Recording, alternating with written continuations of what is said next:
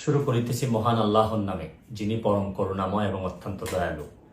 দেশের এই পরিস্থিতিতে, বন্যা পরিস্থিতিতে আমাকে আসতেই হলো আবার ভিডিওতে। আমি সোশ্যাল মিডিয়ার মাধ্যমে যেভাবে দেখলাম যে এত পানি, বিশেষ করে আমি আমাদের এলাকায় দেখলাম যে 93 সালের পরে হবিগঞ্জে এত পানি খোয়াই নদীর উপরে কখনো হয়নি।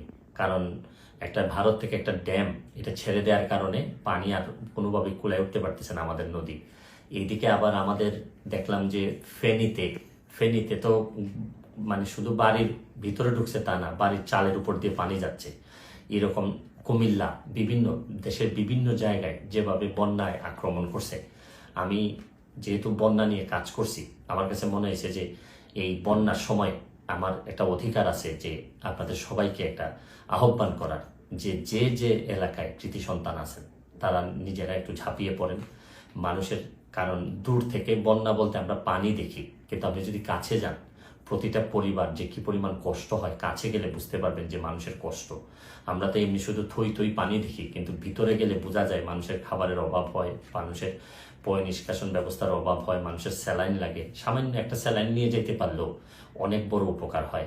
আমি বিশেষ করে প্রধান উপদেষ্টা মহোদয় ডক্টর মোহাম্মদ ইউনূস সাহেবকে অনুরোধ করব যে সারা দেশে, ওনার তো তৃণমূলে কাজ করার অভিজ্ঞতা আছে, উনি যদি একটু ব্যবস্থা নেন এবং মানুষ অনেক বেশি শান্তি পাবে। কারণ আমি আরেকটা জিনিস, আমার এলাকায় নিজের হবিগঞ্জের যারা যারা আছেন, যারা আমাকে, আমার আত্মীয় স্বজন, যারা ফলোয়ার আছেন, তাদেরকে বলবো যে আপনারা যেভাবে পারেন আমাদের এলাকার, অন্তত এলাকার মানুষগুলারে সেভ করার চেষ্টা করেন।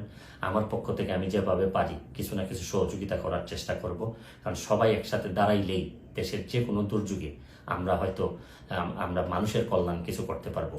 আমরা বহু মানুষ আছি, হয়তো মানুষ একটু বিপদে পড়লেই কাজে আসতে পারি, হয়তো আমরা চেয়ে ঘুরে বেড়া না, আমরা হয়তো অনেক বেশি প্রতিবাদকারী না, বা সব জায়গায় দাঁড়ায় যেতে পারি না, অনেক লিমিটেশন নিয়েই মানুষ হিসাবে বেঁচে থাকি। তারপর চেষ্টা করেন যে সবাই মিলে অন্তত বন্যা দুর্গতরে সব কিছুর ঊর্ধ্বে উঠে বন্যা যারা দুর্গত তাদের পাশে দাঁড়াবেন, এইটুকু আমার আপনাদের কাছে আহ্বান, আপনাদের কাছে চাওয়া। তারপর আমি একটা জিনিস বলি যে খুব খারাপ, এখনো আমাদের এলাকায় নদী ভাঙ্গন দেখা দেয়নি, নদীর চারদিকে পানি পড়তেছে। যদি ভাঙ্গন দেখা দেয়, খুবই খারাপ অবস্থা হয়, তাহলে আপনারা নিশ্চিত থাকতে পারেন আমি যেভাবেই হোক সশরীরে আপনাদের মাঝে হাজির হব। আমি চেষ্টা করবো আমার সর্বস্ব দিয়ে যাদের জন্য আমি শপথ নিয়েছিলাম তাদের পাশে দাঁড়ানোর। ভালো থাকবেন, সুস্থ থাকবেন।